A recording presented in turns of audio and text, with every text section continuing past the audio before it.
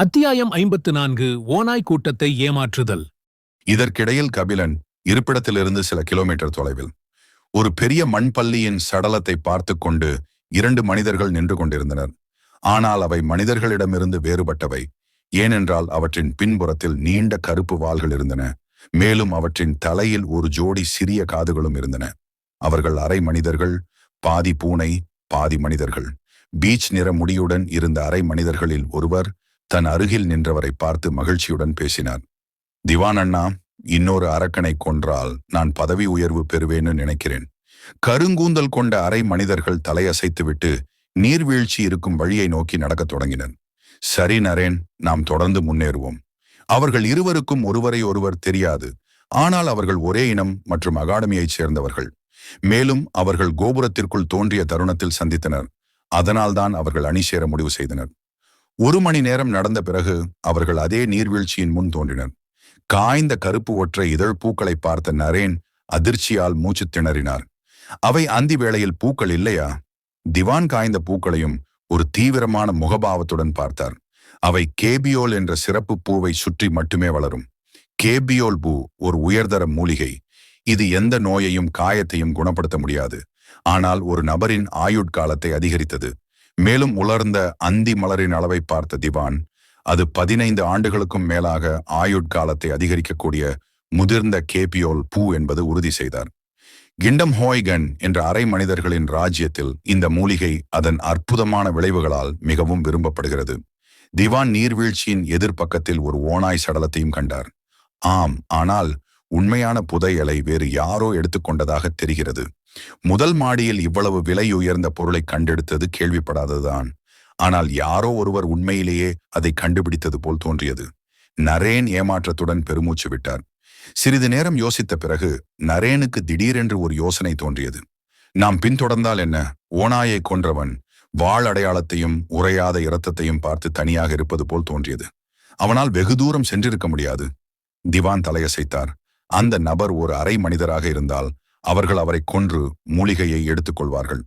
மறுபுறம் கபிலனுக்கு பின்னால் யாரோ ஒருவர் பின்தொடர்ந்து வருவது தெரியாது. நீர்வீழ்ச்சியை விட்டு வெளியேறிய பிறகு அவர் இன்னும் சில ஓநாய் வகை அரக்கர்களை சந்தித்தான். ஆனால் அவை அனைத்தும் தரவரிசை அல்லது அதற்கு கீழே இருந்ததால் அவற்றை தோற்கடிக்க அவருக்கு அதிக நேரம் எடுக்கவில்லை. கபிலன் தன் கையில் இருந்த வரைபடத்தை பார்த்து முகம் சுளித்தான். அவர் மிக உயரமான மலையின் திசையின்படி வரைபடத்தை பின்தொடர்ந்து கொண்டிருந்தார். அவர் இருந்த இடத்திலிருந்து அருகிலுள்ள தங்க சிலுவை குறி வெகு தொலைவில் இருக்கக்கூடாது. ஆனால் மணிக்கணக்கில் ஓடிய பிறகும் அவர் எதையும் பார்க்கவில்லை. வரைபடம் தவறாக இருக்கலாம் என்று நினைத்து கபிலன் ஏமாற்றமடைந்தான். ஆனால் விரைவில் அவனிடமிருந்து வெகு தொலைவில் ஒரு சலசலப்பை கேட்டான்.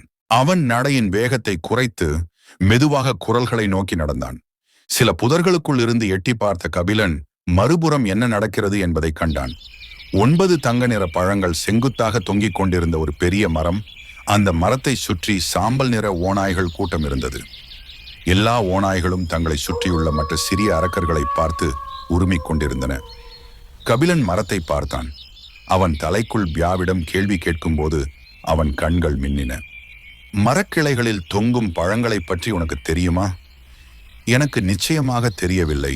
ஆனால் அவர்கள் வெளியிடும் மானாவின் அளவை பார்க்கும்போது அவை மானா பழம் என்று நினைக்கிறேன். இது மனத்தை அதிகரிக்கும். இது நம் இருவருக்கும் பயனுள்ளதாக இருக்கும். அவற்றை பெறுவோம். பியா ஒரு உற்சாகமான தொனியில் சொன்னாள். அவளுக்கு பயனுள்ள ஒன்றை அவள் பார்த்தது அதுதான் முதல் முறை. ஏன் கூடாது? அவற்றை பெறுவோம். கபிலன் புன்னகையுடன் அவரது கண்களில் பழங்கள் ஏற்கனவே அவருடையவை என்றார். மரத்தின் அடியில் நின்ற ஓநாய் கூட்டத்தை பற்றி அவருக்கு கவலை இல்லை. ஏனென்றால் அவை அனைத்தும் தரவரிசையில் இருந்தன. ஓநாய்களில் 3 மட்டுமே தரவரிசையில் இருந்தன. மொத்தம் 19 சாம்பல் நிற ஓநாய்களை அவனால் எளிதில் தோற்கடிக்க முடிந்தது. ஆனால் மற்ற ஓநாய்களும் அவற்றை சுற்றியுள்ள சிறிய அரக்கர்களும் அவனால் எளிதில் கையாளக்கூடிய ஒன்றல்ல.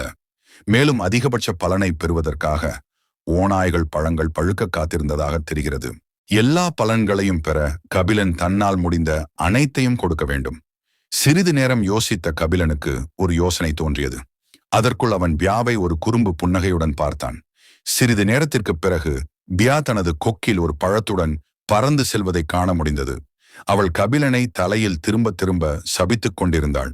மறுபுறம் இதையெல்லாம் திட்டமிட்ட கபிலன் மரத்தை சுற்றி நின்ற அனைத்து அரக்கர்களும் ஒவ்வொன்றாக வெளியேறுவதைக் கண்டார். பியா மரத்திலிருந்து ஒரு பழத்தை உடைத்த தருணத்தில் அனைவரும் அவள் பின்னால் பின்தொடர்ந்தனர். அவர்கள் அனைவரும் தங்கள் கூர்மையான பற்களை காட்டி ஓடினார்கள். அவர் சிறிது சிரித்துக் கொண்டே மரத்தை நோக்கி மெதுவாக நடந்து சென்று மீதமுள்ள 8 பழங்களையும் பறித்தார். எல்லா பழங்களையும் தனது சேமிப்பு வளையத்திற்குள் வைத்த பிறகு கபிலன் தனது மனதிற்குள் பேசினார்.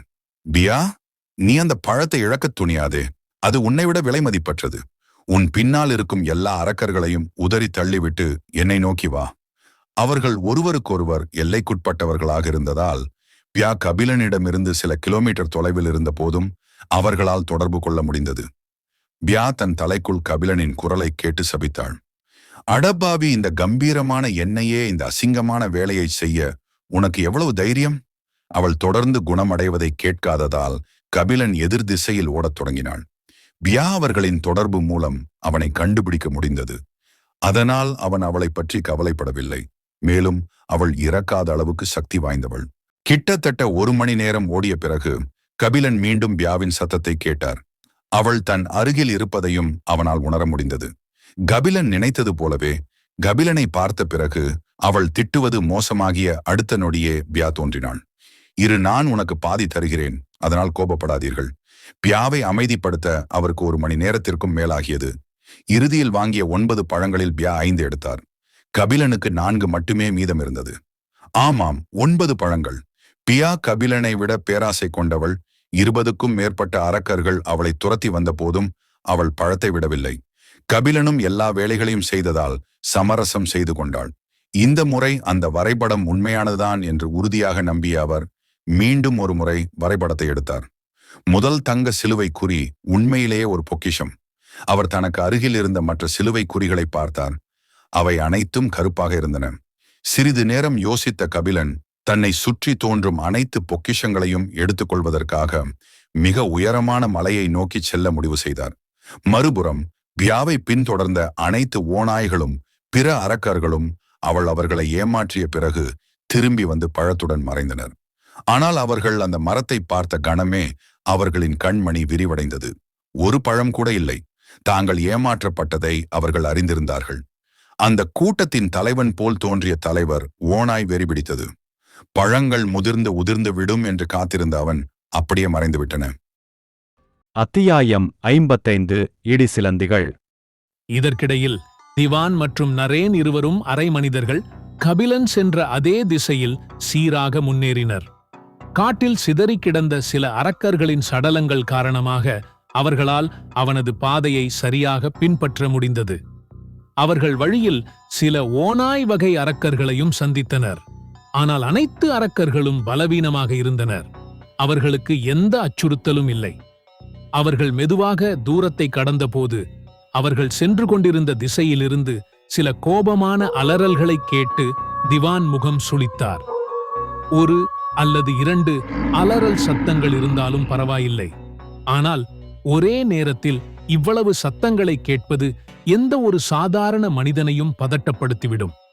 நரேன் கண்களைச் சுருக்கி தொலைதூரத்தை பார்த்தார்.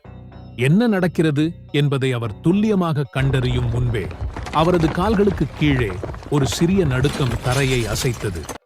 அவருக்கு அருகில் நின்ற திவான் ஆச்சரியத்துடன் கூச்சலிட்டார். என்ன? 10க்கும் மேற்பட்ட சாம்பல் நிற 3 கண்கள் கொண்ட ஓநாய்கள் திடீரென சில புதர்களுக்கு பின்னால் தோன்றி அவரது பார்வையில் நுழைந்த போது அவரது கேள்வி பாதியில் துண்டிக்கப்பட்டது. சில மீட்டர் உயரமுள்ள ஓநாய்கள் கோபத்துடன் இடைவிடாமல் ஊளையிட்டுக் கொண்டிருந்தன. அவற்றின் கண்கள் இரத்தம் தோய்ந்தவை, யாரையோ தேடுவது போல் இருந்தன. ஓநாய் கூட்டம் நேராக தங்களை நோக்கி வருவதைக் கண்டதும் திவான் கண்கள் சுருங்கினர். அடப்பாவி! அவன் சபித்துவிட்டு எதிர் திசையில் ஓட ஆரம்பித்தான். ஆனால் அது மிகவும் தாமதமாகிவிட்டது. ஓநாய்களில் ஒன்று இருண்ட கண்களுடன் தங்கள் திசையை பார்த்தது. ஓநாய் சத்தமாக ஊளையிட்டு தனது தோழர்களிடம் அவர்கள் இருப்பதை பற்றி சொன்னது. திவான் வெற்றி பெறும் வாய்ப்பை கூட கருத்தில் கொள்ளவில்லை. அவன் தன் முழு பலத்தையும் பயன்படுத்தி ஓட விரும்பினான். நரகத்தில் முடியாது. இவ்வளவு அசுரர்களை என்னால் தோற்கடிக்க முடியும். அவரும் நரேனும் தங்கள் பலத்தை ஒன்றிணைத்து முழுமையாகச் செயல்பட்டாலும் அவர்கள் உயிர் வாழ்வது ஒரு அதிசயமாக இருக்கும். எங்கிருந்தோ ஓநாய்கள் வெளிப்பட்டு நேராக தனது இருப்பிடத்தை நோக்கி ஓடுவதை பார்த்து நரேன் உறைந்து போனார். ஏதோ முணுமுணுக்க முயன்று இடது பக்கம் பார்த்ததற்கு முன்பு அவரது மனம் ஒரு நொடி மயக்கமடைந்தது. தம்பி!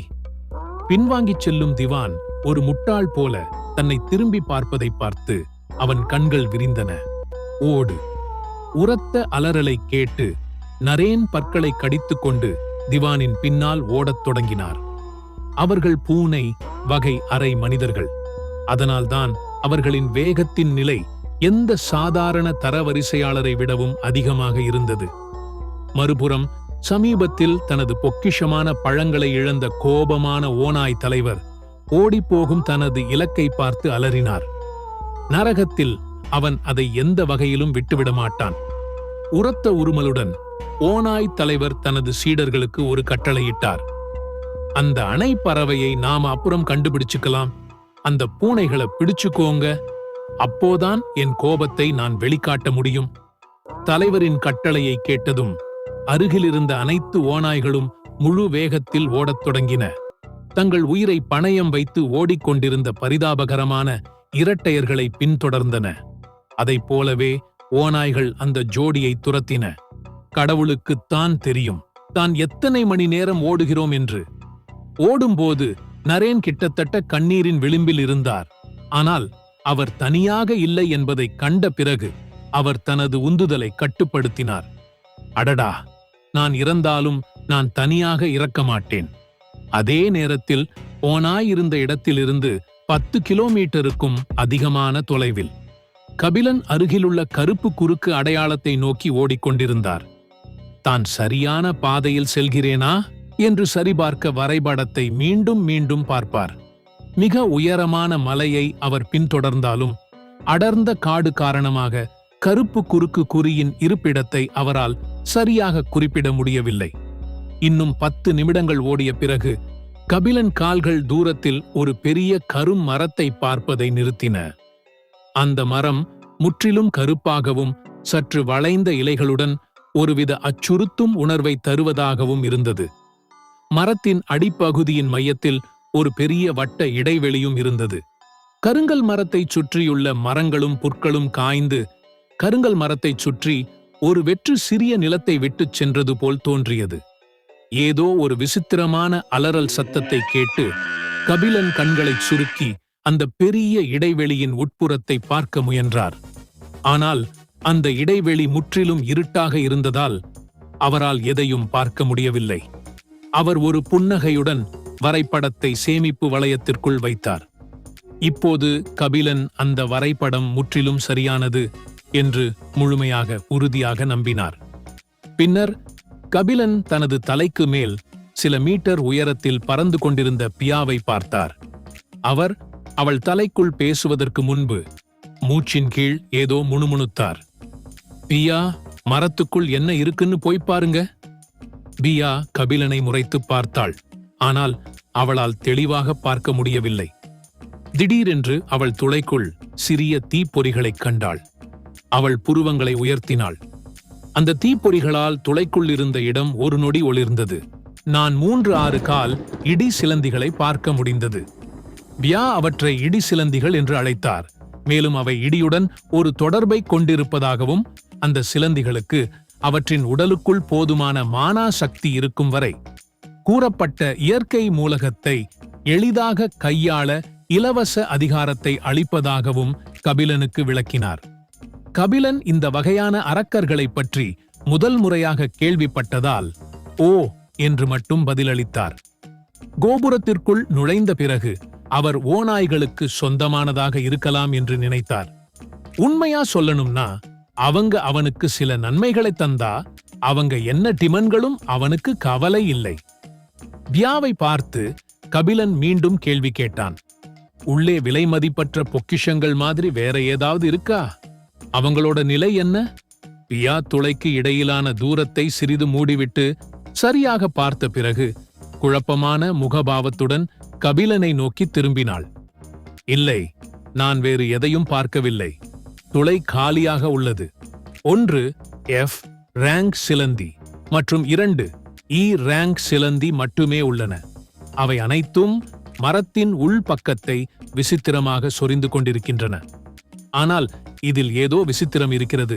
ஏனென்றால் என் நினைவின்படி இடி சிலந்திகள் மலைகளில் மட்டுமே இருக்கும். அவை இங்கே என்ன செய்கின்றன?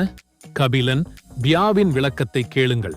அவர்களில் 3 பேர் மட்டுமே இருந்தால் அவர் அவற்றை எளிதாக கையாள முடியும்.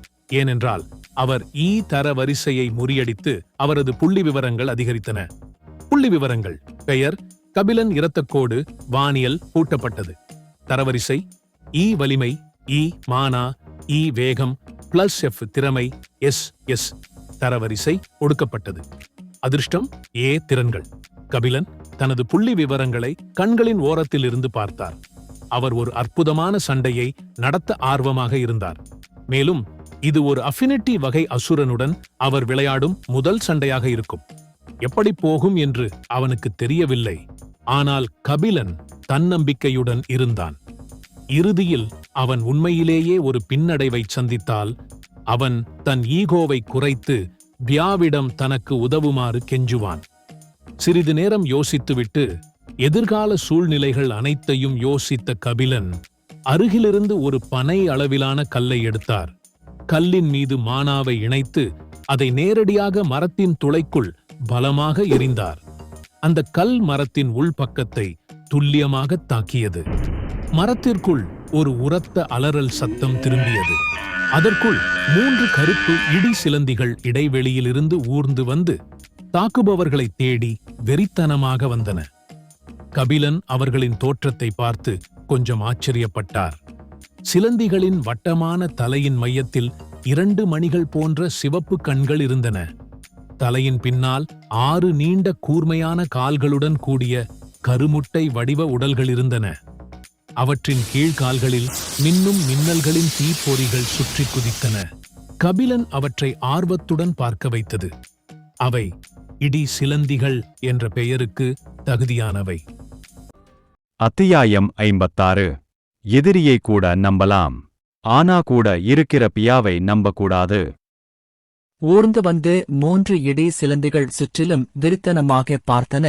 அவை சுற்றி பார்த்து கொண்டிருந்த போது அவற்றில் ஒன்று அவர்களுக்கு எதிரே ஒரு தனி உருவம் நிற்பதைக் கண்டது. கபிலன் கருப்பு முடியின் வெள்ளி மூலை படபடத்தது. மேலும் அவரது தீவிரமான வெளிப்பாடற்ற முகத்துடன் சேர்ந்து அவர் மிகவும் அச்சுறுத்தலாகத் தெரிந்தார். அவன் தன் வாளை இறுக்கமாக பிடித்துக் கொண்டு தரவரிசையில் இருந்த அருகிலுள்ள சிலந்தியை நோக்கி ஓடத் தொடங்கினான். நெருங்கி வரும் கபிலன் உருவத்தை பார்த்து சிலந்தி சத்தமாக கத்தியது. 3 ஜோடி கண்களும் கபிலனின் மீது விழுந்தன. நேர்மையாகச் சொன்னால் கபிலன் கொஞ்சம் பதட்டமாக இருந்தார். ஆனால் இரவும் பகலும் பயிற்சி செய்த பிறகு எவ்வளவு முன்னேற்றம் அடைந்துள்ளார் என்பதை முயற்சிக்க விரும்பினார். மற்ற 2 சிலந்திகளும் அவசரமாக அவனை நோக்கி ஊர்ந்து செல்லத் தொடங்கின. தரவரிசை சிலந்திகளில் ஒன்று திடீரென்று தனது வாயைத் திறந்து கபிலனை நோக்கி இடியால் ஆன அம்புக்குறியை எய்தது. அம்பை பார்த்த கபிலன் கண்களை சற்று விரித்து சற்றென்று பக்கவாட்டில் குதித்து நூலிலையில் அம்பிலிருந்து தப்பித்தான். அம்பு தரையில் மோதி வேகத்தில் மிகப்பெரிய பள்ளம் ஏற்பட்டது. அது மட்டுமின்றி தரை முழுவதும் சில மின்னல் பொறி அங்கங்கே சிதறிக் கொண்டிருந்தன. ஒரு சமிக்கை தாக்குதலின் அழிவைக் கண்டு கபிலனின் தலைமுடி எழுந்து நின்றது. என்ன ஆச்சு? அவன் சரியாக சபிப்பதற்குள் 3 சிலந்திகள் அவன் முன் தோன்றின. அவன் மனதில் ஒரே ஒரு எண்ணம் மட்டுமே இருந்தது. சிலந்திகள் மிக வேகமாக இருந்தன. கபிலன் அவசரமாக ஒரு சிலந்தியின் கூர்மையான காலை தவிர்த்து ஒரு பக்கமாக ஓடி சென்றான். அவன் ஒரு சிலந்தியின் மீது 2 தீப்பந்தங்களை வீசி பின்னர் மிக குறைந்த தரவரிசையில் உள்ள சிலந்தியை தன் வாளால் தாக்கினான். அவருக்கு ஆச்சரியமாக சிலந்தி தற்காப்புக்காக அதன் முன் கால்களால் எக்ஸ் வடிவ கேடயத்தை உருவாக்கியது. ஆனால் கபிலனின் வாள் சிலந்தியின் 2 முன் கால்களையும் நேரடியாக வெட்டி அது திகிலுடன் கத்தச் செய்தது. தங்கள் தோழன் காயமடைந்ததைக் கண்டு மற்ற 2 சிலந்திகள் கோபத்துடன் கபிலனை பார்த்தன. எறும்பு அளவுள்ள அந்த மிருகம் அவர்களுக்கு முன்னால் கட்டக்கடங்காமல் தைரியமாக இருக்கத் துணிகிறது. தங்கள் தாக்குதல்கள் கபிலன் மீது இறங்கவில்லை என்பதைக் கண்ட தரவரிசை சிலந்திகள் இரண்டும் வாயைத் திறந்து ஒன்றன் பின் ஒன்றாக இடி அம்புகளை எய்யத் தொடங்கின. கபிலன் வெறித்தனமாக தப்பிக்க முயன்றான். ஆனால் சிலந்திகளின் வேகம் மிக அதிகமாக இருந்தது. அதனால்தான் அவை சில நொடிகளில் தூரத்தை நெருங்கிவிடும். காயமடைந்த சிலந்தி மரத்தை நோக்கி பின்வாங்குவதை பார்த்த பிறகு கபிலனின் கண்கள் ஒரு மின்னலுடன் பிரகாசித்தன. அதை உள்ளே திரும்பவும் போகவிடக்கூடாது. தரவரிசை சிலந்திகள் மீது 2 தீப்பந்தங்களை எறிவதற்கு முன்பு அவர் மற்றொரு இடி அம்பை தடுத்தார். 2 சிலந்திகளும் நெருப்பை தவிர்த்து பின்வாங்கின. இந்த வாய்ப்பை பயன்படுத்திக் கொண்ட கபிலன் காயமடைந்த சிலந்தியை நோக்கி அவசரமாகச் சென்று தனது வாளை செங்குத்தாக சுழற்றினார். அதன் முதுகில் ஒரு பெரிய வெட்டு ஏற்பட்ட போது சிலந்தி சத்தமாக கத்தியது. அதன் உடல் சற்று அசைந்து பின்னர் ஒரு சிறிய சத்தத்துடன் தரையில் மோதியது. மற்ற 2 சிலந்திகளும் தங்கள் தோழன் இறப்பதைக் கண்டு கோபமடைந்தன. ஆனால் கபிலனை நோக்கிச் சென்ற விளைவுகளைப் பற்றி கவலைப்படவில்லை. இறந்த சிலந்தியின் உடலில் இருந்து சிறிய அளவிலான வெள்ளைத் துகள்கள் கபிலனின் உடலுக்குள் நுழைந்தன. அது அவருக்கு புத்துணர்ச்சியை ஏற்படுத்தியது. அவன் வந்து கொண்டிருந்த சிலந்திகளை பார்த்து கபிலன் அவற்றை சிலந்திகளை நோக்கி வீசிய 10 தீப்பந்தங்களை கற்பனை செய்தான். சிலந்தியின் வேகம் அதிகமாக இருந்த போதிலும் அவ்வளவு நெருக்கமான தூரத்திலிருந்து அனைத்து தீப்பந்தங்களையும் அவர்களால் தவிர்க்க முடியவில்லை. 10 தீப்பந்தங்களில் 2 தர சிலந்திகளில் ஒன்றின் கால்களில் நேரடியாக மோதியதால் அது வலியால் கத்தியது. மேலும் ஒரு தீப்பந்தம் மற்றொன்றின் தரவரிசை சிலந்தியின் ஒரு கண்ணை காயப்படுத்தியது. சிலந்திகள் கபிலனுக்கு மிக நெருக்கமாக இருந்தன. அவற்றின் கவனச்சிதறலை பயன்படுத்திக் கொண்டு அவர் தனது சிறந்த தாக்குதலை நடவடிக்கையான எலிமினேட் பயன்படுத்தி ஒரு சிலந்தியின் மண்டை ஓட்டில் தனது வாளை நேரடியாக ஊடுருவி பின்னர் ஒரு தீப்பந்தத்தால் மற்றொன்றை தாக்கினார். கபிலன் லேசாக மூச்சிறைக்க கடைசி உயிருள்ள சிலந்தியை நோக்கி நடந்தான். அந்த சிலந்தி இரத்தம் தோய்ந்த கண்களுடன் கபிலனை பார்த்துக் கொண்டே எரிந்த கால்களை வெறித்தனமாக அசைத்துக் கொண்டிருந்தது. கபிலன் வைத்திருந்த வாளை பார்த்தபோது அதன் கண்களில் ஒரு பயம் தோன்றியது. மறுபுறம் சிலந்தியை நெருங்கியதும் கபிலன் நேரடியாக சிலந்தியின் வயிற்றின் மையத்தில் உள்ள வாளை ஊடுருவிச் சென்றது. உடனடியாக அதைக் கொன்றுவிட்டான். கனத்த மூச்சுடன் கபிலன் பியாவை புன்னகையுடன் பார்த்தான். என்னுடைய நடிப்பு எப்படி இருந்தது? பியா இறந்த சிலந்தியின் உடல்களை பார்த்துவிட்டு மரியாதையுடன் தலையசைத்தாள். உங்களுக்கு முதல் முறை ஒரு அரக்கனை நேசத்துடன் எதிர்த்து போராடியதால் நீங்கள் அவ்வளவு மோசமாகச் செய்யவில்லை. எனவே 10/5 புள்ளிகள். பியா கொடுத்த எண்களை பார்த்து கபிலன் சிரித்தான். அவன் தலையை அசைத்து கடைசி 2 இறந்த உடல்களிலிருந்து வெளியேறும் வெள்ளை துகள்களை பார்த்தான். ஆனால் ஏதோ காரணத்தால் அவை கபிலனின் உடலுக்குள் நுழையவில்லை. ஆச்சரியப்படும் விதமாக அனைத்து துகள்களும் கடைசி சிலந்தியின் உடலின் மேல் கூடி ஒரு சிறிய விரல் அளவிலான வெள்ளை மையத்தை உருவாக்கின. இது கபிலன் மற்றும் பியா இருவரையும் அதிர்ச்சிக்குள்ளாக்கியது. கபிலனின் உயர்ந்த அதிர்ஷ்டத்தை பார்த்து பொறாமைப்பட்டதாக தோன்றிய பியா கூச்சலிட்டாள். அவள் கபிலனுடன் சிறிது காலமாக இருக்கிறாள். அவனால் மறுக்க முடியாத ஒரே விஷயம் அவன் மிகவும் ஆசீர்வதிக்கப்பட்டவன் என்பதை மட்டுமே. சொர்க்கத்தால் விரும்பப்பட்ட குழந்தையைப் போல. மறுபுறம் கபிலன் உற்சாகமான முகபாவத்துடன் அவசரமாக கடைசி சிலந்தியின் இறந்த உடலின் மேல் மிதக்கும் மையத்தை நோக்கிச் சென்றார். அவர் மையத்தை பிடித்து திறமையின் தகவலை பார்க்க கண்களை மூடினார். இப்போது அவர் தரவரிசையில் இருந்ததால் திறன் தகவல்களை உள்வாங்காமலேயே பார்க்க முடிந்தது. தரவரிசைக்கு கீழே உள்ளவர்கள் திறமையின் தகவலை உள்வாங்கிக் கொள்ளும் வரை பார்க்க முடியவில்லை. சில வினாடிகளுக்குப் பிறகு கபிலனின் தலைக்குள் திறமை பற்றிய தகவல்கள் தோன்றின. இடி அம்புக்குறி +F தரவரிசை. பயனர் மானாவை பயன்படுத்தி இயற்கையிலிருந்து இடி அம்புகளை உருவாக்க முடியும். மானா எவ்வளவு அதிகமாக பயன்படுத்தப்படுகிறதோ அவ்வளவுக்கு அம்புகளின் அழிவு சக்தி அதிகமாகும். தகவலை பார்த்த கபிலன் உடனடியாக திறமையை கற்றுக்கொண்டார். இந்த திறமை தாக்குதலுக்கு பயனுள்ளதாக இருந்தது. திறன் நிலை +F மட்டுமே என்றாலும் தரவரிசை கபிலன் மகிழ்ச்சியாக இருந்தார். ஏனெனில் ஒரு திறன் மையத்தை கண்டுபிடிப்பது வைக்கோல் அடுக்கிற்குள் ஊசியை தேடுவது போன்றது. அது ரொம்ப கஷ்டமா இருந்துச்சு. நூற்றுக்கணக்கான அரக்கர்களைக் கொன்ற பிறகும் கூட உங்களால் ஒரு தரவரிசை திறமையை கூட கண்டுபிடிக்க முடியாது. புதிதாக பெற்ற திறமையை சேர்த்த பிறகு கபிலன் இப்போது மொத்தம் 4 திறன்களை பெற்றிருந்தார். அவர் சிலந்திகளின் இறந்த உடல்களை பார்த்தார். உண்மையில் அவற்றுடன் சண்டையிட்ட பிறகும் அவர் இன்னும் சோர்வடையவில்லை. இன்னும் 2 அல்லது 3 இடி சிலந்திகளை எளிதாக சமாளிக்க முடியும் என்பதில் அவருக்கு உறுதியாக இருந்தது. அசுரன் 1 அல்லது 2 திறமைகளை கைவிட்டாலும் அதை மகிழ்ச்சியுடன் சமாளிக்க அவன் தயாராக இருப்பான். கபிலனின் சிந்தனைகள் ஒரு உரத்த அலறல் சத்தத்தால் குறுக்கிடப்பட்டன. அவன் திடீரென்று திரும்பி பார்த்தான். அவன் தாடை தளர்ந்தது. நான் சீரியஸா ஜோக் பண்ணிட்டிருந்தேன். அவன் தன் முன்னால் இருந்த காட்சியை பார்த்து நடுங்கி உடனடியாக தன் எண்ணங்களையெல்லாம் விழுங்கிவிட்டான். 9 கால்களும் 10 சிவப்பு மணிகள் போன்ற கண்களும் கொண்ட 15 மீட்டர் உயரமுள்ள ஒரு பெரிய கருப்பு ஸ்கார்பியோ கருப்பு மரத்தொளையின் விளிம்பில் நின்று கபிலனை நேரடியாக பார்த்துக் கொண்டிருந்தது. அதுடி தரவரிசை. திடீரென்று எங்கிருந்தோ கண்ணுக்கு தெரியாத மிகப்பெரிய அழுத்தம் கபிலனின் உடலில் இறங்கியது. இதனால் அவருக்கு வாளிகள் நிரம்பும் அளவுக்கு வியர்வை ஏற்பட்டது. கபிலன் அவசரமாக மனதிற்குள் சொன்னான், பியா ஏதாவது செய், இல்லன்னா நான் இங்கேயே மர்கையாதான். பியாவிடமிருந்து எந்த பதிலும் கிடைக்காததால் கபிலன் சற்று திரும்பி பியா அமர்ந்திருந்த கிளையை பார்த்தான். அடப்பாவி! பியா எங்கும் காணப்படாததால் அவன் சபித்தான். அவளுடைய நிழலைக் கூட அவனால் கண்டுபிடிக்க முடியவில்லை. ஐயோ, நான் இறந்துவிட்டேன். ஒரு பயங்கரமான முகபாவத்துடன் கபிலன் திரும்பி தனது முழு பலத்தையும் பயன்படுத்தி ஓடத் தொடங்கினார். அவர் திரும்பி பார்க்கக்கூட துணியவில்லை. ஆனால் வருத்தப்படுவதற்கு மிகவும் தாமதமாகிவிட்டது. ஏனென்றால் கபிலன் ஓடத் தொடங்கிய தருணத்தில் ஸ்கார்பியோ சத்தமாக அலறிக்கொண்டே அவரை பின்தொடர்ந்து நம்ப முடியாத வேகத்தில் வந்தது.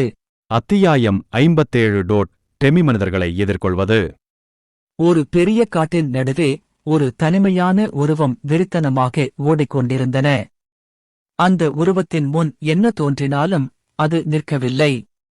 அந்த உருவம் வியர்வையிலும் தூசியிலும் நனைந்திருந்த உடைகளுடன் கரகரப்பாக சுவாசித்துக் கொண்டிருந்தது.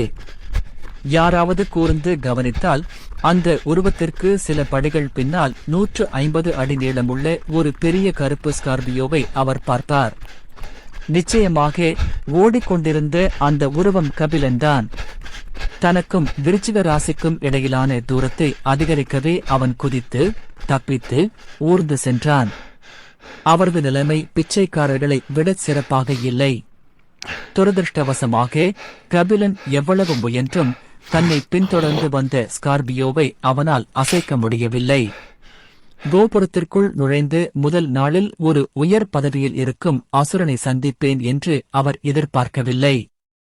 மேலும் ஸ்கார்பியோ தரவரிசையை பார்த்ததும் அது முதல் மாடியில் உள்ள பாஸ் மான்ஸ்டர்களில் ஒன்று என்பதில் கபிலன் உறுதியாக இருந்தார். கோபுரத்திற்குள் நுழைவதற்கு முன்பு அகாடமி மாணவர்களுக்கு வழங்கிய தகவலின்படி பாஸ் மான்ஸ்டர்ஸ் முதல் சில தளங்களுக்குள் உயர் பதவியில் இருந்த அரக்கர்களாக இருந்தனர். கோபுரத்தின் உயர்ந்த தளங்களில் ஏறுவதற்கான வழிகளில் ஒன்று இந்த முதலாளி அரக்கர்களை கண்டுபிடித்து தோற்கடிப்பதாகும். ஆனால் கபிலனுக்கு தன் திறமைகள் தெரியும் என்று அவன் இத்தரவரிசையை அரிதாகவே கொன்றான். ஆனால் ஸ்கார்பியோ தன்னை விட ஒரு முழு தரவரிசையில் உயர்ந்தது என்பதை அறிந்த பிறகு அவன் அதிக தன்னம்பிக்கை கொண்டு நேருக்கு நேர் போராட எந்த வழியும் இல்லை. கபிலனின் தற்போதைய மதிப்பீடுகளின்படி முதல் தளத்திற்குள் ஸ்கார்பியோவை தோற்கடிக்கும் அளவுக்கு திறமையானவர்கள் யாரும் இல்லை. ஓடிக்கொண்டிருக்கும் போது கபிலன் இடைவிடாமல் திட்டிக் கொண்டிருந்தான். திடீரென்று அவரது இடது கால் தடுமாறி அவன் சிறிது தடுமாறினான். கபிலனுக்கு பின்னால் இருந்த ஸ்கார்பியோ ஒரு நொடிகூட தயங்காமல் தன் கூர்மையான வாளை அவன் மீது சத்தமாக அலறிக்கொண்டு சுட்டது. தாக்குதலை தவிர்க்க கபிலன் தரையில் உருளுவதற்கு முன் சுருக்கப்பட்ட கண்களால் வாளை பார்த்தார். ஓ! ஒரு முழு மரமும் அழிக்கப்பட்டது. கடினமான ஒரு லாரியின் அளவிலான மரம் பறக்கும் துண்டுகளைப் பார்த்து. கபிலன் மீண்டும் எதிர்ப்பக்கம் ஓடத் தொடங்கியதும் அவன் கால்கள் நடுங்குவதைத் தவிர்க்க முடியவில்லை. மூச்சரிக்கத் தொடங்கிய அவன் அவசரமாக தனது சேமிப்புக் கிடங்கிலிருந்து ஒரு சக்தியை மீட்டெடுக்கும் மருந்தை எடுத்து ஒரே மூச்சில் விழுங்கி இந்த உயிர்காக்கும் புதையலைக் கொடுத்தவருக்கு உள்ளுக்குள் நன்றி தெரிவித்தார். ஒரு நொடிக்குள் கபிலன் சக்தி ஓரளவு மீண்டு வேகம் சற்று அதிகரித்தது. உடனே அவர் 3 இடி அம்புகளை உருவாக்கத் தொடங்கினான். இடி அம்புகளில் இருந்து வரும் மின்னல் கீற்றுகள் சுற்றி உள்ள இடத்தை வெடிக்க செய்தனர். கபிலன் பல்லை கடித்துக்கொண்டு ஸ்கார்பியோவை நோக்கி இடி அம்பை எறிந்தார்.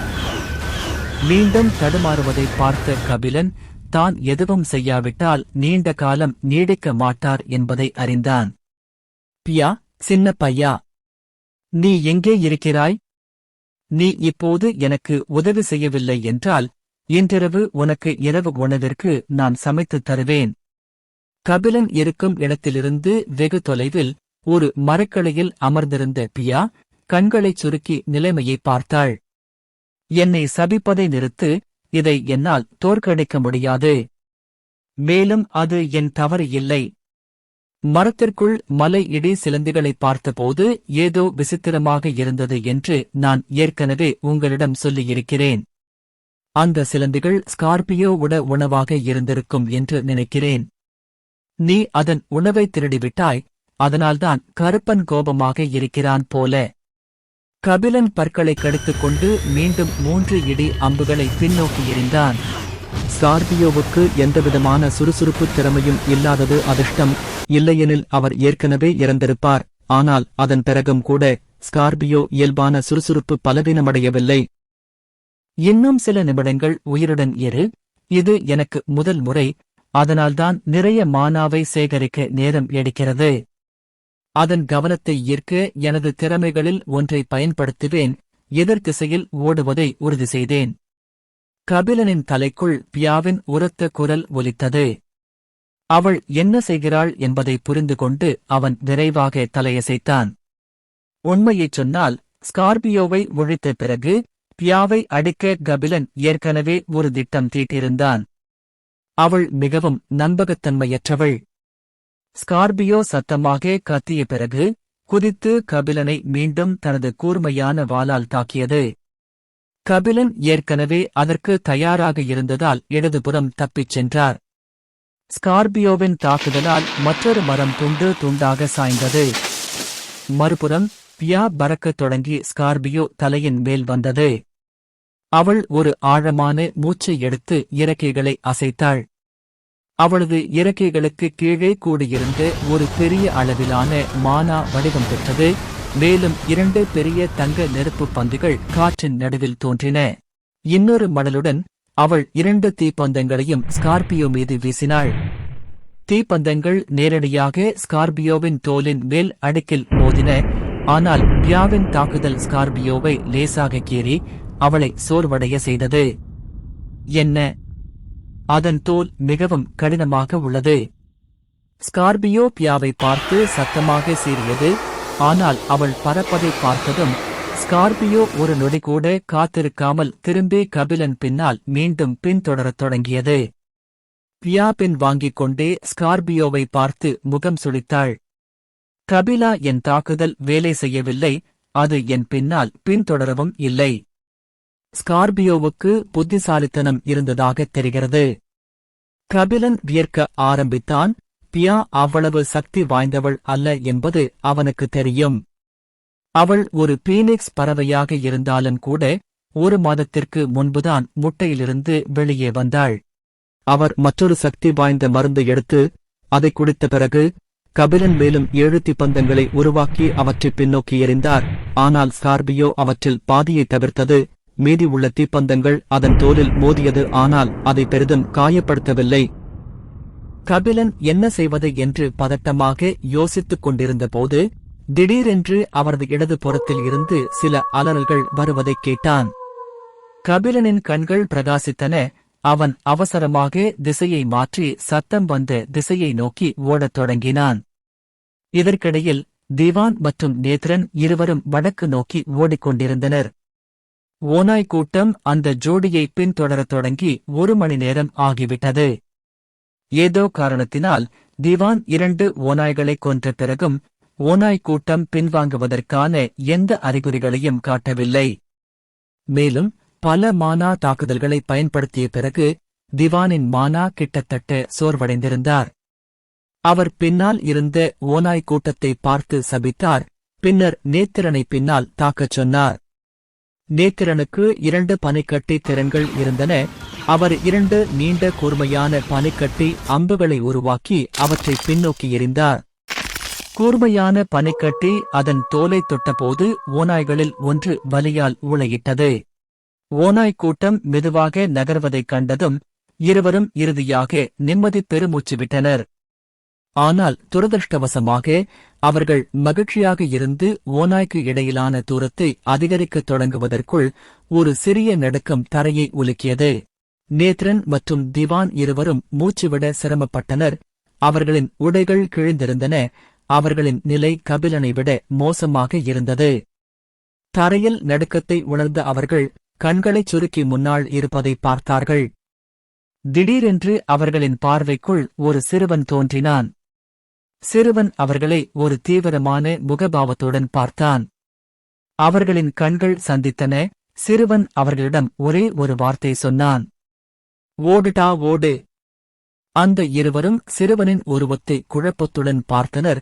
சிறுவன் நிற்காமல் அவர்களை கடந்து ஓடி நேராக ஓநாய்களை நோக்கிச் சென்றான். ஆனால் அவர்கள் முன்னால் இருந்த பயங்கரத்தைக் கண்டதும் அவர்களின் குழப்பம் விரைவில் மறைந்துவிட்டது. மரங்களிலிருந்து பெரிய ஸ்கார்பியோ வெளியே வருவதை பார்த்து திவான் கிட்டத்தட்ட மயக்கமடைந்தார். இன்னைக்கு எவன் முகத்துல முழிச்சானோ தெரியல. காலையிலிருந்து ஓடிக்கிட்டு இருக்கேன், போறது வரது எல்லாம் என்ன விரட்டது. நடுங்கும் கைகளால் அவர் நேத்திரனை பிடித்து இடது பக்கம் உருண்டு செல்வதற்கு முன்பு தனது உடலில் எஞ்சியிருந்த சிறிய மானாவை அவசரமாக சேகரித்தார். திவான் உருண்ட தருணத்தில் ஸ்கார்பியோ அவரது நிலையில் தோன்றி சத்தமாக கத்தியது. ஸ்கார்பியோ இடது மற்றும் வலது பக்கம் பார்த்தது. பின்னர் அலறல் சத்தங்களை நோக்கி ஓடியது. திவானின் கைகள் நேத்திரனை இறுக்கமாக பிடித்துக் கொண்டிருந்தன. சில வினாடிகள் கடந்த பிறகுதான் அவன் மெதுவாக கண்களை திறந்து ஸ்கார்பியோவை நோக்கி பார்த்தான். அவன் நெற்றி வியர்வையால் நிறைந்திருந்தது. அவன் கண்கள் அவநம்பிக்கையால் நிறைந்திருந்தன. இப்போதுதான் அவன் இறந்து போன தன் பாட்டி சொர்க்கத்திலிருந்து தன்னை நோக்கி கையசைப்பதை பார்த்தான். அதிர்ஷ்டவசமாக அவன் உடனடியாகச் செயல்பட்டான். இல்லையெனில் ஏதாவது பயங்கரமான சம்பவம் நடந்திருக்கலாம். ஓடும் சிறுவனின் உருவத்தை பார்த்து நேத்திரனும் குளிர்ந்த மூச்சை உள்ளிழுத்தான். இவ்வளவு பெரிய அசுரனை கோபப்படுத்திய பிறகும் அவன் எப்படி உயிருடன் இருக்கிறான்? அத்தியாயம் 58. கபிலன் உடைய பயணம் மீண்டும் ஆரம்பித்தனர். இதற்கிடையில் 2 விசித்திரமான பூனை மனிதர்களைக் கடந்து ஓடிய பிறகு கபிலன் ஒரு பழக்கமான ஓநாய் கூட்டத்தின் முன் தோன்றினார். அவன் தன் பின்னங்காலை உதைத்துவிட்டு கூர்முனைகளைப் பற்றி கவலைப்படாமல் அருகிலுள்ள மரங்களில் ஒன்றை நோக்கித் தாவினான். அவரது உள்ளங்கைகளில் இருந்து இரத்தம் சொட்டிக் கொண்டிருந்தன. கபிலனை நோக்கி ஓநாய் ஊளையிட்டது. ஆனால் அவர்கள் தாக்குவதற்குள் பெரிய ஸ்கார்பியோ தோன்றி ஓநாய்களில் ஒன்றை தாக்கியது. அனைத்து ஓநாய்களும் ஸ்கார்பியோவை திகிலுடன் பார்த்தன. அவசரமாக பின்வாங்கத் தொடங்கின.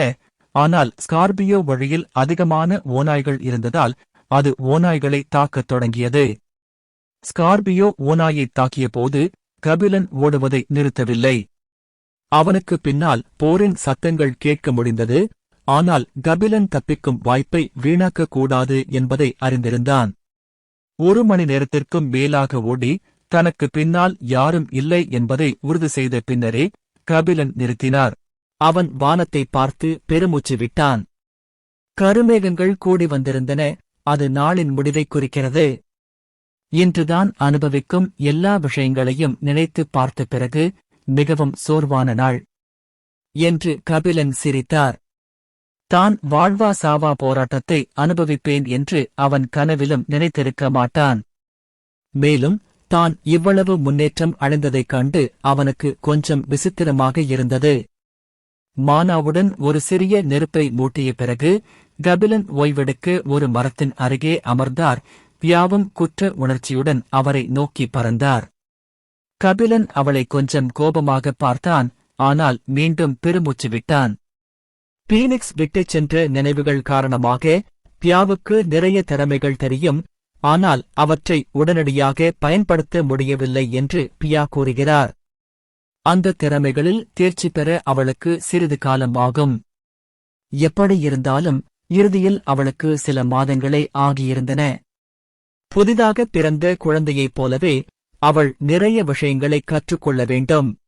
ஓநாய்களிடமிருந்து திருடிய 2 மானா பழங்களை எடுத்து கபிலன் ஒன்றை பியாவை நோக்கி எறிந்துவிட்டு மற்றொன்றை சாப்பிட ஆரம்பித்தான். கபிலன் தங்க மானா பழத்தைக் கெடுத்தவுடன் ஒரு அணையைப் போல ஏராளமான மானா அவரது உடலுக்குள் பீரிட்டுச் சென்றது. சில நொடிகளில் அவரது தீர்ந்து போன மானா அனைத்தும் மீண்டது. அவர் தனது உடலில் ஒரு சூடான உணர்வு பரவுவதை உணர்ந்தார். ஆச்சரியமான முகபாவத்துடன் கபிலன் அவசரமாக தனது புள்ளி விவரங்களை பார்த்தார். புள்ளி விவரங்கள்: பெயர் கபிலன், இரத்தக்கோடு வானியல் பூட்டப்பட்டது, தரவரிசை கிரேடு, வலிமை கிரேடு, மானா கிரேடு, வேகம் +F, திறமை S, தரவரிசை ஒடுக்கப்பட்டது, அதிர்ஷ்டம் A, திறன்கள். அவனுடைய மன உறுதி அதிகரித்தது. ஒரே ஒரு கடி சாப்பிட்டாலே போதும். மகிழ்ச்சியான முகபாவத்துடன் கபிலன் அவசரமாக முழு பழத்தையும் சாப்பிட்டான். ஆனால் முதல் சில கடிகளுக்குப் பிறகு பழம் பலனை தருவதை நிறுத்தியதால் அவனது முகபாவம் விரைவில் மாறியது. இந்த பழங்களால் இனி என் மானா நிலையை மேம்படுத்த முடியாது போலிருக்கிறது. முழு பழத்தையும் சாப்பிட்ட பிறகு கபிலன் இருண்ட வானத்தை பார்த்தான். சுற்றுப்புற வெப்பநிலை கொஞ்சம் குறைந்து காற்று குளிர்ச்சியாக இருந்தது. சில பளபளப்பான நட்சத்திரங்கள் இருண்ட வானத்தை ஒளிரச் செய்து கொண்டிருந்தன. எனக்கு வாழ்க்கையின் அமுதம் எங்கே கிடைக்கும்னு தெரியல. கோபுரம் ரொம்ப பெரியது, அமுதத்தை தேடுறது கஷ்டமாயிருக்கு. ஆனா அது முடியாத காரியம் இல்ல. எல்லா கருப்பு சிலுவை அடையாளங்களையும் நான் தவிர்த்துட்டு தங்க சிலுவை அடையாளங்களைப் பார்க்கணும். என்ன செய்ய வேண்டும் என்று யோசித்துக் கொண்டிருந்த கபிலன் எழுந்து நின்று சற்று கிழிந்திருந்த தனது ஆடைகளை தட்டிக்கொண்டான். இவ்வளவு அழுக்கான நிலையில் அவன் தூங்கப் போவது சாத்தியமில்லை. மேலும் அரக்கர்கள் நிறைந்த காட்டுக்குள் தயாரிப்பு இல்லாமல் தூங்குவது பாதுகாப்பானது அல்ல. எனவே உடைகளை மாற்றிய பிறகு அவரும் பியாவும் இன்றிரவு ஓய்வெடுக்க ஒரு பாதுகாப்பான இடத்தைத் தேடத் தொடங்கினர். விரைவில் அவர்கள் கூர்முனைகளைப் பொருட்படுத்தாமல் பல மீட்டர் அகலத்தில் விரிவடைந்த ஒரு பெரிய மரத்தை கண்டுபிடித்தனர். கபிலன் மரத்தில் ஏறி உச்சியை அடைந்த பிறகு தனது வாளால் சில கூர்முனைகளை கீறி எடுத்தார். தனக்கு ஒரு சிறிய வசதியான இடத்தை உருவாக்கினார். இன்று மிகவும் சோர்வான நாளாக இருந்தது. அதனால்தான் கபிலன் கண்களை மூடியவுடன் தூங்கிவிட்டான். பியாவும் அவன் மார்பின் மேல் ஒரு பந்து போல அமர்ந்தாள். ஆனால் அவள் கண்களை மூடிக்கொண்டு தூங்கவில்லை, ஏனென்றால் அவற்றின் இருப்பிடம் ஆபத்தானது. மறுநாள் அதிகாலை கபிலனும் பியாவும் விழித்தெழுந்து வரைபடத்தின்படி புதையல்களைத் தேடத் தொடங்கினர். ஒரு வாரம் அப்படியே கடந்துவிட்டது. கருப்பு ஸ்கார்பியோ போன்ற உயர் பதவியில் இருக்கும் ஒரு அசுரனை சந்திக்காமல் இருக்க அவர்கள் ஒரு பிழை போல அனைத்து கருப்பு சிலுவை அடையாளங்களையும் தவிர்த்தனர். வழியில் அவர்கள் சில கீழ்நிலை அரக்கர்களையும் பார்த்தார்கள். ஆனால் அவர்கள் அனைவரும் பலவீனமாக இருந்தார்கள். அதனால்தான் அவர்களை கையாள்வது மிகவும் எளிதாக இருந்தது. ஏதோ காரணத்திற்காக சோம்பேறி பியாவும் தனது திறமைகளை பயிற்சி செய்யத் தொடங்கினாள். இது கபிலனை ஆச்சரியப்படுத்தியது. தங்க சிலுவை அடையாளங்களின் இருப்பிடத்தை தேடும்போது கபிலன் இன்னும் சில விஷயங்களை கண்டுபிடித்தார். ஆனால் அவை அனைத்தும் வெவ்வேறு தோற்றம் கொண்ட மூலிகைகள். அவர் இன்னும் சில பழங்களையும் கண்டுபிடித்தார். ஆனால் ஒவ்வொரு பழத்தின் நிறமும் வேறுபட்டது. அதிர்ஷ்டவசமாக பியா அவற்றைப் பற்றி அறிந்திருந்தார். எனவே எதிர்கால பயன்பாட்டிற்காக தனது சேமிப்பு வளையத்திற்குள் பழங்களை வைத்தார். 8 தங்க சிலுவை மதிப்பெண்களுக்கு மேல் கொள்ளையடித்த பிறகும் அவனால் வாழ்க்கையின் அமுதத்தை கண்டுபிடிக்க முடியவில்லை. அதனால்தான் கபிலன் கொஞ்சம் விரக்தியடைந்தார். ஆனால் அது முதல் மாடி மட்டுமே என்று நினைத்த பிறகு அவர் அமைதியடைந்தார். ஒரு வாரத்திற்கு முன்பு அவர் பார்த்த 2 விசித்திரமான பூனை மனிதர்களைத் தவிர வேறு யாரையும் அவர் சந்திக்கவில்லை. அதைப் போலவே ஒரு பறவையும் ஒரு மனிதனும் தங்களைச் சுற்றியுள்ள எல்லா பொக்கிஷங்களையும் கொள்ளையடித்துச் சென்றனர். ஆனால் அவர்கள் இன்னும் மகிழ்ச்சியாக இல்லை. கபிலன் சேகரித்த புதையலின் அளவை வேறு யாராவது பார்த்தால் அவர்களின் தாடை தரையை தொடும். முதல் தளத்தில் 1 அல்லது 2 புதையல்களை கண்டுபிடிப்பது பரவாயில்லை. ஆனால் இவ்வளவு அதிகமாக கண்டுபிடிப்பது கேள்விப்படாதது. மறுபுறம் கோபுரத்திற்குள் தோன்றிய பிறகு பார்த்திபன் தனியாகப் போராடினார். கபிலனைப் போலல்லாமல் அவர் காட்டுக்குள் தோன்றவில்லை. அவர் ஒரு மலையின் விளிம்பில் தோன்றினார். மலையின் முடிவில் மரங்கள் இருந்தன. ஆனால் மரங்களில் எந்த கூர்முனைகளும் இல்லாததால் பார்த்திபனுக்கு இரவில் ஓய்வெடுக்க எளிதாக இருந்தது. அவர் நிறைய அரக்கர்களைக் கொன்றார் மற்றும் அவரது அந்தஸ்தை சிறிது அதிகரித்தார். ஆனால் துரதிருஷ்டவசமாக அவர் எந்த புதையலையோ அல்லது திறன் மையத்தையோ கண்டுபிடிக்கவில்லை. ஒரு வாரம் போராடிய பிறகு அவன் இறுதியாக ஒரு சக மனிதனை சந்தித்தான். ஆனால் அது யார் என்று அவனுக்கு தெரியவில்லை. எனவே சிறிது நேரம் ஒருவருக்கொருவர் உதவி செய்த பிறகு அவர்கள் பிரிந்தனர். பவானியும் மதனாகும் சிறப்பாக செயல்பட்டனர். அவர்கள் தூரத்திலிருந்து சண்டை போடுபவர்கள். அதனால்தான் அவர்கள் அந்த அசுரனின் அருகில் செல்ல வேண்டியதில்லை. அவர்கள் சில சிரமங்களை எதிர்கொண்டனர். ஆனால் சிறிது நேரத்திற்குப் பிறகு இருவரும் தங்கள் புதிய சூழலுக்கு ஏற்றவாறு பழகினர். மறுபுறம் ரேகன் மலைகளில் ஒன்றின் பின்புறத்தில் கிட்டத்தட்ட தோன்றினார். அவர் சில அரக்கர்களுடன் சண்டையிட்டு ஒரு திறன் மையத்தையும் பெற்றார். நம்ப முடியாத அதிர்ஷ்டத்தால் அவர் ஒரு புதையலையும் கண்டுபிடித்தார். இது முதல் தளத்தைச் சுற்றி அவரது பயணத்தை மிகவும் பயனுள்ளதாக மாற்றியது. அத்தியாயம் 59 ஒரு பழங்காலத்து குகை. இருள் சூழ்ந்த ஒரு தெரியாத இடத்திற்குள் எங்கு பார்த்தாலும் எதுவும் இல்லை. இருளுக்கு மத்தியில் ஆயிரக்கணக்கான மீட்டருக்கும் அதிகமான அளவிலான ஒரு பெரிய பிரகாசமான வெள்ளை நிற வட்ட கோளம் காற்றின் நடுவில் மிதந்து கொண்டிருந்தது. அந்த இருண்ட இருளுக்குள் வெளிச்சத்திற்கு ஒரே ஆதாரமாக அந்த உருண்டை மட்டுமே இருந்தது. ஒரு பெரிய அளவிலான தங்க ஆற்றல் கோளத்தை சுற்றி தொடர்ந்து சுழன்று கொண்டிருந்தது. அதன் வடிவத்தையும் பளபளப்பையும் பராமரிக்க முயன்றது.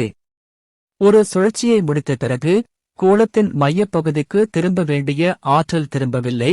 அதற்கு பதிலாக ஆற்றல் ஒரு சிறிய அலை போல ஒன்று கூடி ஒரு குறிப்பிட்ட திசையில் சென்றது. அந்த திசையில் 30 வயது மதிக்கத்தக்க ஒரு கருப்பு முடி உடைய மனிதர் குறுக்காக கால் போட்டு அமர்ந்திருந்தார். அந்த மனிதனின் உடல் தங்க சக்தியை பேராசையுடன் உறிஞ்சிக் கொண்டிருந்தது. மனிதன் தங்க சக்தியை எவ்வளவு அதிகமாக உள்வாங்குகிறானோ அவ்வளவு அதிகமாக வெள்ளையாக தோன்றும் கோளம் அதன் பிரகாசத்தை இழந்தது. ஒரு சிறிய ஆணி அளவிலான துளி வடிவ சிவப்பு படிகமும் அந்த மனிதனின் மார்பின் முன் மிதந்து கொண்டிருந்தது. தங்க சக்தி அந்த மனிதனை நோக்கிச் சென்றாலும் அது படிகத்தை தொடத் துணியவில்லை. அந்த சிவப்பு படிகம் தனக்கென ஒரு மனதைக் கொண்டிருப்பது போல ஒவ்வொரு சில நிமிடங்களுக்கும் நடுங்கும். குறுக்கு கால் போட்டு அமர்ந்திருந்த மனிதன் பழங்கால ஊதா நிற வடிவங்கள் நிறைந்த ஒரு நேர்த்தியான அங்கியை அணிந்திருந்தான். அவன் உடலைச் சுற்றி ஒரு வலுவான ஒளி வீசிக் கொண்டிருந்தது.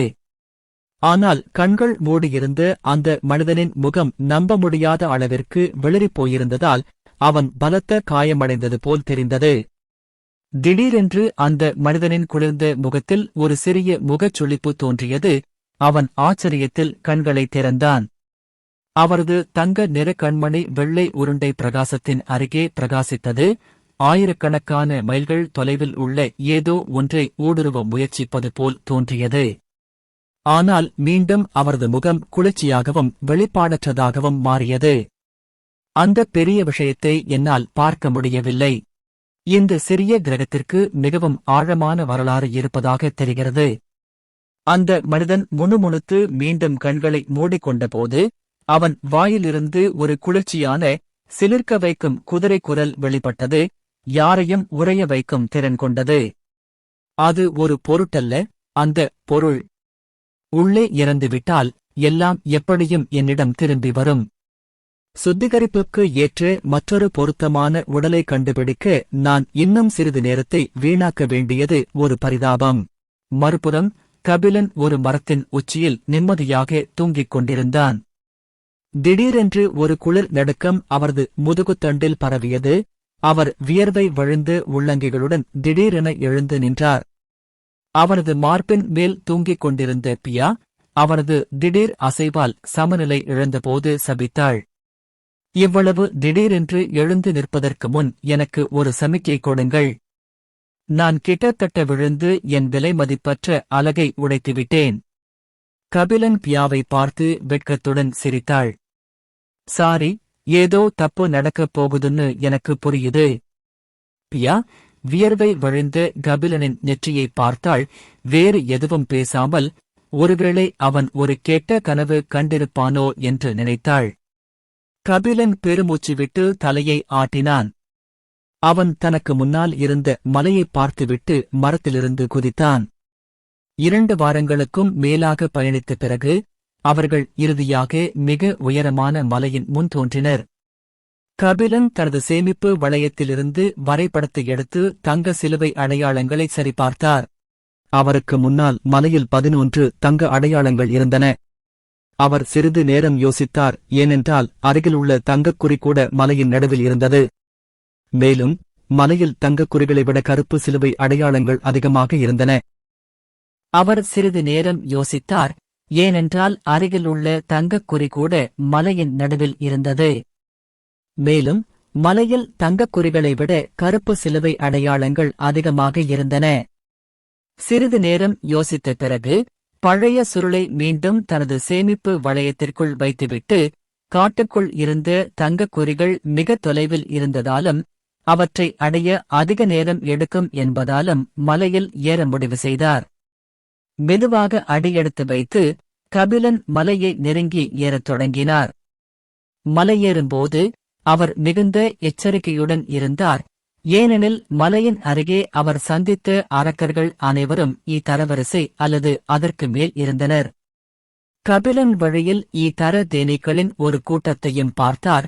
ஆனால் அதிர்ஷ்டவசமாக அனைத்து தேனீக்களும் ஏதோ ஒரு அரக்கனின் சடலத்தை மென்று தின்று கொண்டிருந்தன. அதனால்தான் அவை அவரது இருப்பை புறக்கணித்தன. பியாவும் அவன் பின்னால் பின்தொடர்ந்து வந்தாள். ஆனால் அவன் தலையில் உட்காருவதற்கு பதிலாக அவள் பறந்து கொண்டிருந்தாள். ஏனென்றால் கபிலன் அவளைச் சுற்றியுள்ளவற்றை கண்காணிக்கவும் அவர்களைச் சுற்றி ஏதேனும் ஆபத்து இருந்தால் தனக்குத் தெரிவிக்கவும் கேட்டான். திடீரென்று மலையின் வடக்குப் பகுதியில் ஏதோ ஒரு சலசலப்பை அவள் கவனித்தாள். கபிலன் வடக்குப் பக்கத்தில் ஏதோ நடக்கிறது. ஒரு விசித்திரமான பழங்காலத் தோற்றமுடைய குகையைச் சுற்றி சிலர் கூடுவதை நான் பார்க்க முடிகிறது. பியாவின் சத்தத்தை கேட்டதும் கபிலன் தன் பாதையில் நின்று பியாவைப் பார்த்தான். அவர்கள் எவ்வளவு தூரம்? வடக்கே 5 கிலோமீட்டர் தொலைவில் மட்டும் இல்லை. கபிலன் தலையசைத்து வரைபடத்தை எடுத்தான்.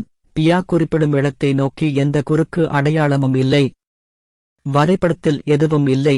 கருப்பு குறி இல்லை, தங்கக்குறி இல்லை. அப்புறம் ஏன் அவங்க அங்கே கூடுறாங்க? சிறிது நேரம் யோசித்துவிட்டு வடக்கு நோக்கிச் செல்ல முடிவு செய்தார். ஏதாவது ஆபத்து இருந்தால் அவர் பின்வாங்கி விடுவார். இல்லை என்றால் என்ன நடக்கிறது என்பதை ஆராய்வதில் தவறில்லை. அரை மணி நேரம் ஓடிய பிறகு பியா குறிப்பிட்ட இடத்தில் கபிலன் தோன்றினார். அவர் சில மீட்டர் தூரத்தில் இருந்து நிலைமையை பார்த்தார். அவருக்கு முன்னால் ஒரு விசித்திரமான குகை இருந்தது. அது முற்றிலும் வட்ட வடிவமாக இருந்ததால் மனிதனால் உருவாக்கப்பட்டதாக தோன்றியது. குகையைச் சுற்றியுள்ள தரை விசித்திரமாக சில சென்டிமீட்டர்கள் பள்ளமாக இருந்தது. மேலும் குகையின் முன் அடுக்கி வைக்கப்பட்ட கற்களும் வெள்ளை நிற சாயலை வெளியிடுவதால் சாதாரண கற்களிலிருந்து வேறுபட்டன. குகையின் நுழைவாயிலைச் சுற்றி மங்கலான சாயல் தொடர்ந்து கூடி மற்றவர்கள் குகையை நெருங்குவதை தடுக்கும் ஒரு மெல்லிய கேடயத்தை உருவாக்கியது. கபிலன் குகையின் சுற்றுப்புறத்தை பார்த்தபோது குகையின் முன் 6 பேர் 2 குழுக்களாக நிற்பதைக் கண்டார். 6 நபர்களில் 4 பேருக்கு கூர்மையான காதுகள் இருந்தன. அவை தாங்கள் எல்ஸ் என்பதையும் மீதமுள்ள 2 பேர் மனிதர்கள் என்பதையும் குறிக்கின்றன. குகையைச் சுற்றியுள்ள கேடயத்தை உடைக்க 2 எல்ஸ் முயன்று கொண்டிருந்தன. சிறு கூட்டத்தினரிடையே ஒரு பரிச்சயமான முகத்தைக் கண்டதும் கபிலனின் கண்கள் பிரகாசித்தன. 2ஆம் ஆண்டு சீனியர் மாணவர்களில் ஒருவரான பிரேம்தான். நைன் மற்றும் கபிலன் அகாடமியை விட்டு வெளியேறுவதற்கு முன்பு அவர்களுடன் பேசினார். கபிலன் 2 மனிதர்களை நோக்கி நகரத் தொடங்கினான். அவன் அடிகள் மிகவும் அமைதியாக இருப்பதைக் கூட அவன் கவனிக்கவில்லை. அவர்கள் அருகில் வந்த பிறகு கபிலன் தாழ்ந்த குரலில் பேசினான். Senior frame. பிரேம் திடீரென்று பின்னோக்கித் தாவ, அவரது இதயம் அவரது மார்பிலிருந்து கிட்டத்தட்ட வெளியே குதித்தது. பிரேமுக்கு அருகில் நின்றிருந்து மற்றொரு மனிதர் திடீர் அசைவால் தடுமாறி அவரது பின்புறத்தில் விழுந்தார். பிரேம் தனது ஆயுதத்தால் கபிலனை தாக்க முயன்றால், ஆனால் அவன் தாக்கும் முன்பே கபிலன் கத்தினான். நான் தான் கபிலன். வேகமாக துடிக்கும் இதயத்துடன் எங்கிருந்தோ தன் அருகில் ஊர்ந்து வந்த கபிலனை பார்த்தான் பிரேம். அவசரமாக தன் ஆயுதத்தை விலக்கி தன் கண்ணாடியை சரி செய்தான். நீங்க என்னை கிட்டத்தட்ட பயமுறுத்திட்டீங்க. அந்தச் சிறிய சலசலப்பு கேடயத்தை உடைக்க முயன்ற எல்ஸ்களின் கவனத்தையும் ஈர்த்தது. மறுபுறம் கபிலன் அந்த இருவரையும் பார்த்து வாயெடுத்துப் போனார். என்ன? நான் உங்க பேரைச் சொல்லிட்டேன்.